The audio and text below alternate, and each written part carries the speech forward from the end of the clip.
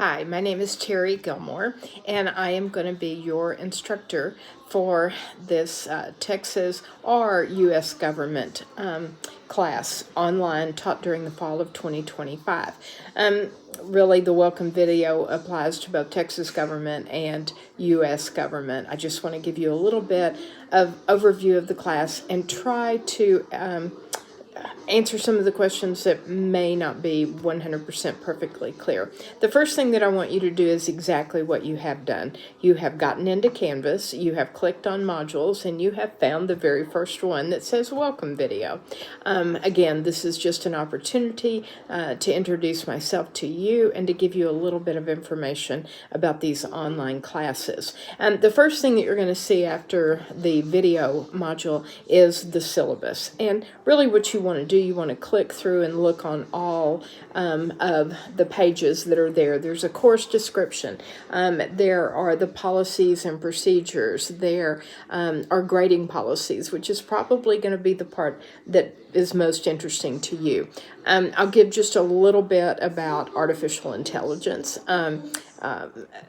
Anytime you take any work that you did not write and you claim it for yourself, whether you have taken it from a book or a journal article or from artificial intelligence, if you don't give credit where credit is due, it's cheating. That's plagiarism. I have included an artificial intelligence statement where I give you hopefully some guidelines about when it can be used and when it cannot be used. If you have any questions about that, you should get in touch with me.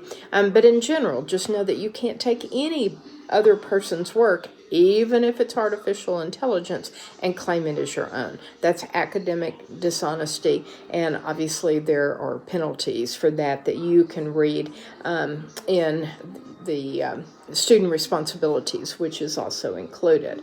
There is no textbook for either the U.S. or the Texas government course. I have put in some open educational resource books that you can use. The worst thing about both of them is that they're obviously going to be a little bit out of date. But even if you were to purchase a textbook, with the way government changes so quickly from day to day, most textbooks are out of date. I will assign reading if I believe that it's necessary.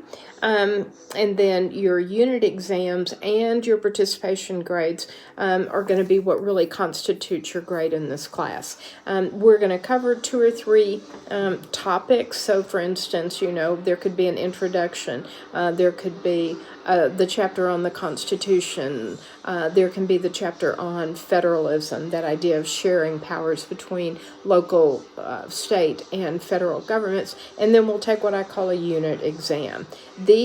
All of your exams are going to be written. There are essay questions for each one. You need to answer all of the questions. Typically, I'm going to have one question that will relate back to a specific topic. So there would be one question over Constitution. There would be one question over federalism. And then as the units go along, typically you're going to have one question for each of the main topics that we are covering. And they will correspond to the chapters of the Open Educational Resource textbook that I have put in there. I am available. I've given you all of my contact information, my email address, my office telephone number, and my personal cell phone number. You can contact me anytime that you want. I have 3 face-to-face classes this semester, as well as 3 online classes this semester. So you should be able to get in touch with me pretty easily. Because this is an online class, if you want to, we can set up a video Zoom call. If there's more information that you want me to go over with you, I'm more than happy to do that. Or if you're in Midland and you want to come visit with me in person, just give me a call and we'll set up a time for that to happen. Other than that, there's not too much more in there. I have already put all of the information in the class. All of the unit assignments are in there, as well as all of the participation assignments. This participation assignments are really meant to enhance the unit exams. In other words, I want you to get some practical knowledge about government, not just textbook knowledge. So what I want is that after you have read the chapters or the assigned reading that I have given you, then I want it to be put to use, and you'll get a good feel for that. You know, there's going to be one in there about designing your own political party that'll come up after we've done the unit on political parties.